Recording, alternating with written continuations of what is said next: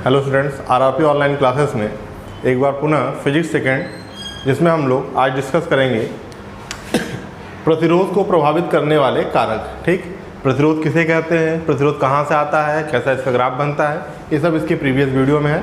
उसको देख करके इस लेक्चर को आप देखिए, तभी आपको ये समझ में आएगा। आइए तो डिस्कस करते हैं प्रतिरोध को प्रभावित करने वाले कारक, फैक्टर्स अफेक्टिंग रेजिस्टेंस, है ना। वो कौन कौन से कारक हैं। अगर आप फार्मूले की बात करें तो R=V/I। ठीक, ये हमारा फार्मूला आता है, लेकिन रेजिस्टेंस न तो V पे डिपेंड करता है, न तो I पर डिपेंड करता है। पहली बार ये कांस्टेंट वैल्यू है। हाँ, कुछ ऐसे फैक्टर्स ज़रूर हैं जो इसको प्रभावित करते हैं। ये चार मूलभूत चीज़ें हैं जो किसी भी प्रतिरोध को प्रभावित करते हैं। आइए देखते हैं। और जनरली जब प्रतिरोध प्रभावित होता है तो क्या प्रभावित होगा, प्रतिरोधकता। किसी भी रजिस्टर का रेजिस्टेंस, है ना, क्या होगा आपका, प्रभावित होगा। तो चलिए आइए बात करते हैं यहाँ पर प्रतिरोध को प्रभावित करने वाले कारक। तो सबसे पहला कारक इसमें ये है कि जो प्रतिरोध होता है वह चालक तार की लंबाई पर निर्भर करता है। कैसे इसको, मतलब कि जो चालक होगा, भाई आप जानते हैं कि जो प्रतिरोध की बात हमने की वह किसी भी कंडक्टर का या किसी भी चालक की अपनी एक प्रॉपर्टी है। ठीक, तो जैसे जैसे इस चालक तार की लंबाई को हम बढ़ाएंगे, प्रतिरोध भी क्या होगा, प्रभावित होगा। अब किस रूप से प्रभावित होता है, बढ़ता है कि घटता है। तो यहाँ पर आप जानिए कि जैसे जैसे चालक की लंबाई को आप बढ़ाएंगे वैसे वैसे प्रतिरोध का मान भी क्या होगा, बढ़ता चला जाएगा। और प्रतिरोध का मान बढ़ेगा तो धारा का मान घटता चला जाएगा, क्योंकि प्रतिरोध क्या है, विद्युत धारा के प्रवाह में उत्पन्न हुई बाधा ही क्या है, प्रतिरोध है। ठीक, तो अगर इस चालक तार की लंबाई L हो, ठीक है, और इसका प्रतिरोध R हो, इस चालक का प्रतिरोध R हो, तो R अनुक्रमानुपाती L होगा, है ना। इसका मतलब यह है कि चालक तार की लंबाई बढ़ने पर प्रतिरोध भी बढ़ता है, और लंबाई कम होगी तो प्रतिरोध भी क्या होगा, कम होगा। इसका मतलब resistance directly proportional to length of the conductor या length of the wire. Clear है, इस बात को आप ध्यान रखिएगा। ये पहली प्रॉपर्टी है। तो प्रतिरोध किस पर निर्भर करता है, चालक तार की लंबाई पर। दूसरा हमने यहाँ लिखा है तार के अनुप्रस्थ काट के क्षेत्रफल पर। ठीक, मान लीजिए कोई एक तार है, जैसे ये तार है, हम इसको यहाँ पर एक तार बना लेते हैं। तो तार एक ठोस होगा, है ना, 3 डायमेंशनल आकृति होगी। ठीक, अब यहाँ पे कहीं मोटा कहीं पतला है, लेकिन ये सब एक समान होगा। तो इसका अनुप्रस्थ काट लेंगे, है ना। ये जो है, जैसे अगर ये तार है ना, इसको अगर हम यहाँ से काटें तो इसका ये वाला जो है ना एरिया, ठीक, मोटाई जो होगी, तार जैसे ऐसे जा रहा है तो उसको 20 से ऐसे काटा आपने, तो जो उसके अनुप्रस्थ काट का क्षेत्रफल है, ठीक है, उस पर भी क्या करता है, तार का प्रतिरोध निर्भर करता है। और यह किस प्रकार से निर्भर करता है, तो अनुप्रस्थ काट के क्षेत्रफल में अगर वृद्धि होगी तो तार का प्रतिरोध कम होता है। यानी यदि तार मोटा होगा तो उसका प्रतिरोध क्या होगा, कम होगा, और तार पतला होगा तो उसका प्रतिरोध क्या होगा, ज़्यादा होगा। आप लिख सकते हैं इसको कि चालक तार का प्रतिरोध इसके अनुप्रस्थ काट के क्षेत्रफल के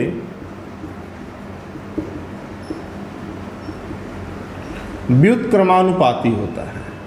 कैसा होता है, व्युत्क्रमानुपाती होता है, इन्वर्सली प्रोपोर्शनल होता है, डायरेक्टली प्रोपोर्शनल नहीं होता है। ठीक, यानी कि प्रतिरोध R जो होगा वो inversely proportional to 1/A, where as A is the area, है ना, cross sectional area of the wire, है ना, यह इसके क्रॉस सेक्शनल एरिया है। ठीक, ये क्या है आपका, cross sectional area of wire, है ना, यानी कि तार का अनुप्रस्थ काट का क्षेत्रफल। यहाँ से आपको मिल गया R is inversely proportional to, है ना। ठीक, तो कहने का मतलब ये बेटा कि जैसे जैसे अनुप्रस्थ काट का क्षेत्रफल बढ़ेगा, इसका मान बढ़ेगा, प्रतिरोध का मान घटेगा, इसका मान घटेगा, प्रतिरोध का मान बढ़ेगा। तो पतले तार का प्रतिरोध अधिक होगा, मोटे तार का प्रतिरोध कम होगा। आइए आगे चलते हैं। नेक्स्ट है हमारा थर्ड, तार की पदार्थ पर, है ना। मटेरियल पर भी यह डिपेंड करता है। इसको डिफाइन करने के लिए हमें जो है इन दोनों की मदद लगती है। ठीक, इसको आप मान लीजिए इक्वेशन 1, इसको मान लीजिए इक्वेशन नंबर 2। ठीक, अब देखिए पदार्थ का मतलब कि जिससे वो तार बना हुआ है ना, उसका जो मटेरियल है उस पर, तो हर एक पदार्थ की अपनी एक अलग अलग क्या होती है, रेजिस्टिविटी होती है। उसी के बारे में बात करेंगे। अगर हम इक्वेशन 1 और इक्वेशन 2 को आपस में मर्ज कर दें, है ना, इक्वेशन 1 और इक्वेशन 2 को अगर हम आपस में मर्ज कर दें तो हमें मिल जाएगा R directly proportional to L and inversely proportional to A। अगर हम इस प्रोपोर्शनलिटी साइन को हटाते हैं तो हमें मिल जाता है R equal to rho L upon A। जहाँ पर रो क्या है, तो रो जो है स्पेसिफिक रेजिस्टिविटी है, विशिष्ट प्रतिरोध है, विशिष्ट प्रतिरोध है। विशिष्ट इसलिए कि अलग अलग कंडक्टर का, अलग अलग चालकों का विशिष्ट प्रतिरोध का मान भी क्या होता है, अलग अलग होता है। ठीक, यानी कहने का मतलब कि किसी एक पदार्थ के लिए रो का मान फिक्स रहेगा। ठीक, जैसे मान लीजिए कोई एक मटेरियल है जिसका नाम A है, तो A का जो विशिष्ट प्रतिरोध है वो फिक्स है, वो घटेगा बढ़ेगा नहीं, है ना। और आप देख रहे हैं कि इस फॉर्मूले में जहाँ रेजिस्टिविटी R बराबर क्या आ रहा है, रो L अपॉन A, यानी कि यह जो है इस रो पर भी निर्भर करता है। और यह रो जो होता है यानी विशिष्ट प्रतिरोध जो होता है, वह विशिष्ट प्रतिरोध किसी पदार्थ विशेष के लिए नियत होता है। ठीक, यानी इस प्रकार से जो विशिष्ट प्रतिरोध है वह जो है जो प्रतिरोध है वह जो है चालक के पदार्थ पर भी निर्भर करता है। अब यहाँ से देखिए स्पेसिफिक रेजिस्टिविटी की बहुत सारी बातें हैं। एक तो पहली बात अगर हम देखें यहाँ पर कि इसकी यूनिट वगैरह क्या होती है, एग्जाम में आपसे पूछा जाता है, तो देखिए यहाँ फार्मूला आपको मिला R equal to rho L upon A, या बेटा आपका हो सकता है इसको अगर हम रो इक्वल टू निकालें तो A into R by L। ठीक, अब यहाँ से आप देखिए इसकी यूनिट क्या हो जाएगी, तो A एरिया की यूनिट क्या होती है, मीटर स्क्वायर, R की यूनिट हमने आपको बताया था ओम, और L की यूनिट मीटर। ये मीटर से मीटर स्क्वायर कैंसिल हो जाएगा, यानी स्पेसिफिक रेजिस्टिविटी की यूनिट आ जाएगी ओम मीटर, है ना। विशिष्ट प्रतिरोध का मात्रा क्या हो जाएगा, ओम मीटर। इस बात का आप ध्यान रखेंगे, है ना। विशिष्ट प्रतिरोध का मात्रा क्या हो जाएगा, ओम मीटर। तो यहाँ तक चीज़ों को आप नोट कर लें, फिर हम जो है डिस्कस करते हैं कि किस प्रकार से प्रतिरोध तापमान पर निर्भर करता है। एक बार आप इसको नोट कर लीजिए।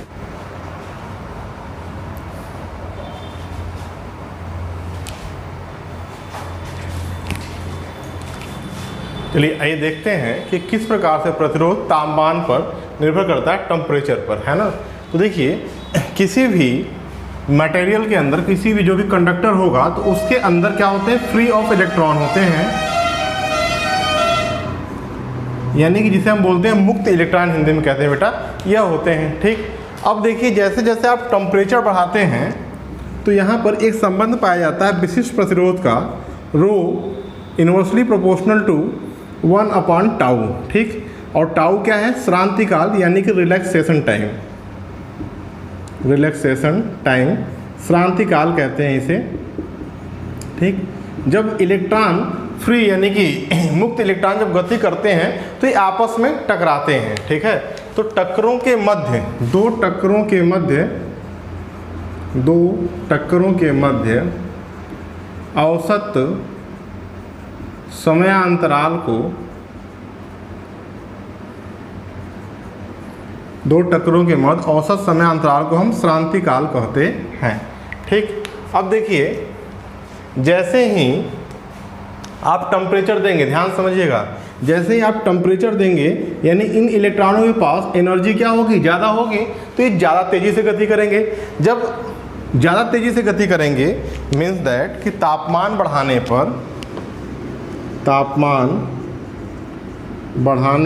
पर क्या होगा, मुक्त इलेक्ट्रॉनों की गति बढ़ जाएगी, मुक्त इलेक्ट्रॉनों की गति बढ़ जाएगी। जैसे तेज़ी से आप तापमान इंक्रीज करेंगे वैसे वैसे और तेज़ी से मूव करेंगे।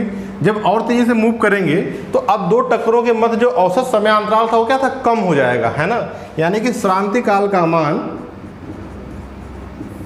श्रांति काल का मान, रिलैक्सेशन टाइम क्या हो जाता है, घट जाता है।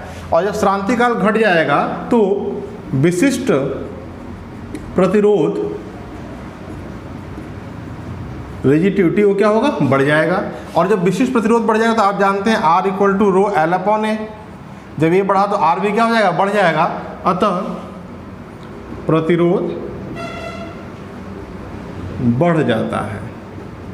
क्या मतलब बेटा इसका, मतलब ये है कि जब आप तापमान को बढ़ाएंगे तो प्रतिरोध क्या हो जाएगा, बढ़ जाएगा।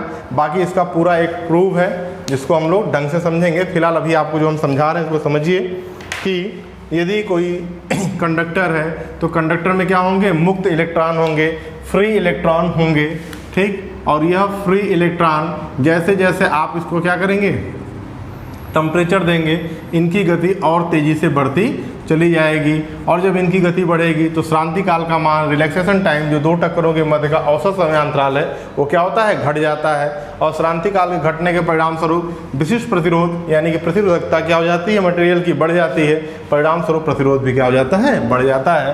यानी तापमान में वृद्धि के साथ प्रतिरोध बढ़ता है और तापमान में कमी के साथ प्रतिरोध कम होता है, ठीक। इस तरीके से आज के लेक्चर में हम लोगों ने समझा, ठीक, कि प्रतिरोध को कौन कौन से कारक प्रभावित करते हैं। तो पहला कारक प्रतिरोध किस पर निर्भर करता है, चालक तार की लंबाई पर, है ना, किस पर, चालक तार की लंबाई L पर। उसके बाद तार के क्रॉस सेक्शनल एरिया A पर, विशिष्ट प्रतिरोधकता रो पर और तापमान T पर भी आप इसे लिख सकते हैं, टेम्परेचर T। हालांकि टेम्परेचर T डायरेक्टली अफेक्टेड न करके इलेक्ट्रॉनों के वेग को, वेलोसिटी को बढ़ाता है। और इलेक्ट्रॉनों का वेग यहाँ पर क्या कहलाता है, ड्रिफ्ट वेलोसिटी, अनुगमन वेग, है ना, अनुगमन वेग। अभी इसको हम लोग डिराइव करेंगे आगे, लेकिन यहाँ पे मैंने आपको समझाया, यह इंपॉर्टेंट टॉपिक है। बार बार आपको एग्जाम में प्रतिरोध और प्रतिरोध को प्रभावित करने वाले कारकों के बारे में पूछा जाता है, ठीक। तो यहाँ तक इसको कर लेंगे। एक आवश्यक सूचना ये देना है आप लोगों को कि RR पॉलिटेक्निक कॉलेज में फर्स्ट ईयर का एडमिशन ओपन हो चुका है। इसलिए फर्स्ट ईयर के स्टूडेंट जो कोई भी आपके कॉन्टैक्ट में है, आप एडमिशन के लिए उनको बता सकते हैं। जैसा कि आप जानते हैं, देखिए इस विषम परिस्थितियों में भी, इतने संकट के समय में भी पढ़ाई ब्रेक न हो, एजुकेशन ब्रेक न हो, एग्ज़ाम हो चाहे न हो, इस बात को बिना ध्यान में रखे हम लोगों ने लगातार ऑनलाइन माध्यम से, PDF के माध्यम से, बाकी जितने भी हो सकते थे जूम ऐप पर आपको एजुकेशन यानी जो आपका स्टडी मटेरियल उसको प्रोवाइड कराने का पूरा प्रयास करा है। बेटा समस्याएं आज हैं, कल नहीं रहेंगी, कोविड हमेशा नहीं रहेगा, ठीक। और एक्सक्यूज से जीवन नहीं चलता, पढ़ना आपको पड़ेगा, मेहनत करना पड़ेगा। हम उसमें सहयोग कर सकते हैं, तो हम लोगों ने सहयोग किया है पूरी तरीके से। अन्य सभी सब्जेक्ट के, मैथ का आप देखिए, मैकेनिक्स का देखिए, यहाँ फिजिक्स का हो गया। फिजिक्स में जो टॉपिक आप पढ़ते हैं ये सिर्फ फिजिक्स का टॉपिक नहीं है, मैंने इसीलिए उस टॉपिक को उठाया। पहले देखिए, अगर आप देखें सिलेबस को तो पहला यूनिट आपका ऑप्टिक्स है, लेकिन हम लोगों ने इलेक्ट्रिक करंट और इलेक्ट्रोस्टैटिक्स इसको स्टार्ट इसलिए किया कि जनरल इंजीनियरिंग जैसा सब्जेक्ट हो या इलेक्ट्रिकल के बच्चे और कोई भी जो सब्जेक्ट वो पढ़ते हों, उन सब में इनका क्या है, कॉन्सेप्ट है। ओम्स लॉ क्या होता है, कैपेसिटर क्या है, रजिस्टर क्या है, रेजिस्टेंस क्या है, कैपेसिटेंस क्या है, ये बेसिक चीज़ें हैं जो आपको आनी चाहिए। तो हमेशा आपके बेहतर के लिए हम लोग प्रयास करते हैं। आप लोग यहाँ पढ़ भी चुके हैं, एक सेमेस्टर आपने स्टडी की, रेगुलर क्लासेस किया, एग्जाम भी दिए हैं, कॉपियाँ चेक हो रही, रिजल्ट भी आ जाएगा। तो बेहतर कैंपस के बारे में आप जानते हैं, सारी फैकल्टी के बारे में जानते हैं, रेगुलर क्लासेस चलती हैं, प्रैक्टिकल सारे होते हैं। तो इसलिए आप ये सारी सुविधाएं अन्य बच्चों को भी मिले, इसलिए आप उनको मोटिवेट करें। जो लोग भी डिप्लोमा करने के लिए इच्छुक हैं उनका कॉलेज में रजिस्ट्रेशन करा दें। एडमिशन की प्रोसेस प्रारंभ हो चुका है, एडमिशन प्रक्रिया जारी है। धन्यवाद। फिर नेक्स्ट वीडियो में हम लोग इसके आगे डिस्कस करेंगे। पढ़ते